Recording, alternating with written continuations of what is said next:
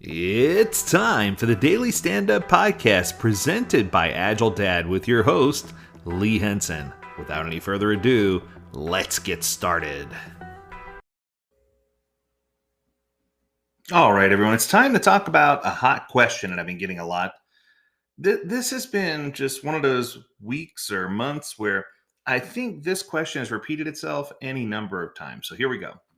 So the question I get is our organization is struggling to figure out whether we should use Scrum or Kanban or Kanban or Kanban or Kanban.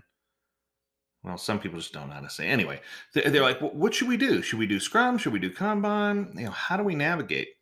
And I think in order to figure this out, we need to get back to the root cause of why we're trying to do it to begin with.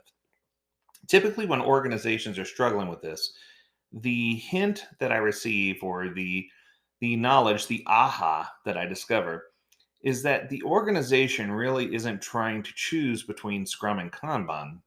They're trying to choose how to manage their work. And if we approach this with how should we better manage our work is the question, we come up with a different answer than should we use Scrum or Kanban. In other words, the concept of a product backlog has been diluted, and many organizations struggle with the concept of what I call a team backlog.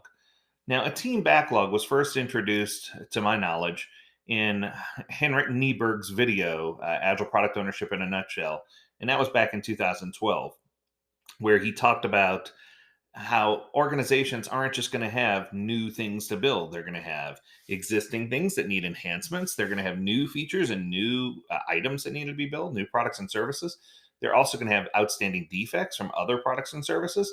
And they may also have inbound requests for things that they have to take care of just to keep the lights on, those non-functional requirements. So in reality, a team never works straight from a quote unquote product backlog. And a sprint backlog is a breakdown of all the work they're going to do. But to collectively get your head around everything they're doing, the concept of a team backlog was introduced. Now, I know you're wondering, how does this tie in? Let me help you make the connection. So, when organizations are service based, so let's just say that you are inside of a company and you are creative services, marketing services, database services, architecture services, anything that ends with services, right? Where you're receiving numerous inbound requests from other customers or from internal or external customers, doesn't matter.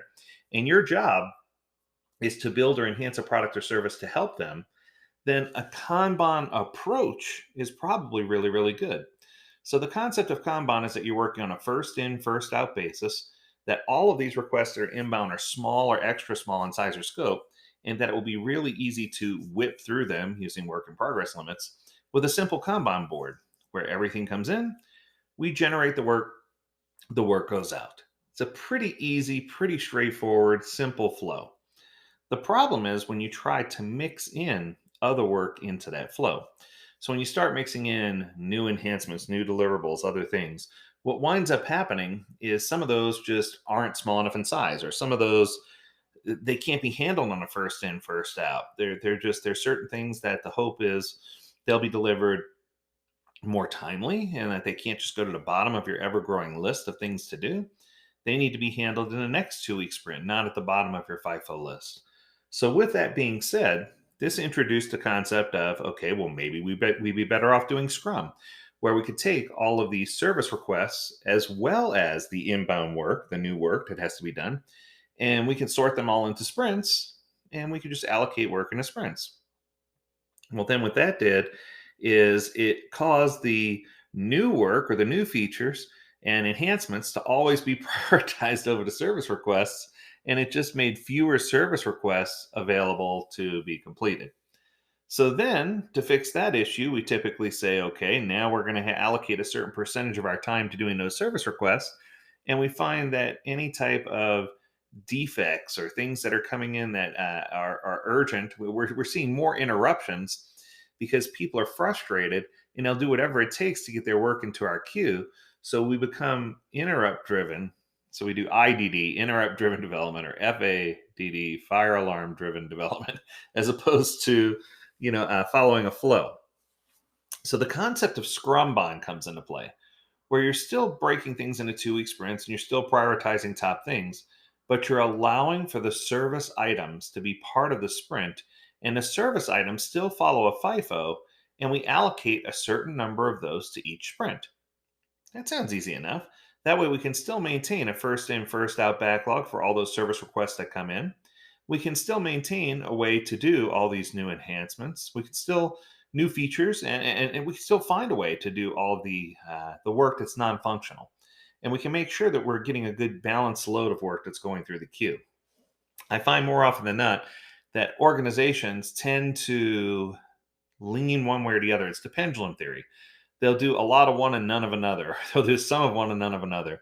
And what winds up happening is they just don't have a balanced queue. So I believe the concept of the team backlog that was introduced back in 2012 really does play an important role in this decision, because I think what most organizations are seeking is the ability to do both. They want to be able to do the work that comes in a timely manner, and they want to be able to continue to work on new things. They don't want to be limited in scope of what they can work on. And I think the only way we can do that is if we find a way to put the two together in a way that makes sense, in a way that we can still continue to flow. So the concept of ScrumBan is a very good concept. It helps us manage all of our work in a timely fashion. It reduces our sprint size to no more than 2 weeks, 1 or 2 weeks. It allows us to limit the flow of work in progress and allows us to figure out a delicate balance of how much of each type of work should enter into the sprint. And we still have the sprint boundaries to govern things, but the team can continue to work in more of a lean fashion where they're taking the first item off the top and getting it done and moving on to the next one. There's no rigid structure around who's going to take each item before the sprint starts. It just allows teams to have a more natural flow. And I feel like that flow is what's missing. So, in a nutshell, one, can Scrum and Kanban exist together? The answer is yes. Two, the reason why all this happens is because we don't have a pure understanding of how a product backlog works, and we don't know how to handle all the external things that aren't part of a product owner created product backlog that's generated in an rank ordered list. Three, we need to make sure we understand that Kanban can exist with Scrum, and they can be coexistent. It's just we need to understand how to balance both and how to work together.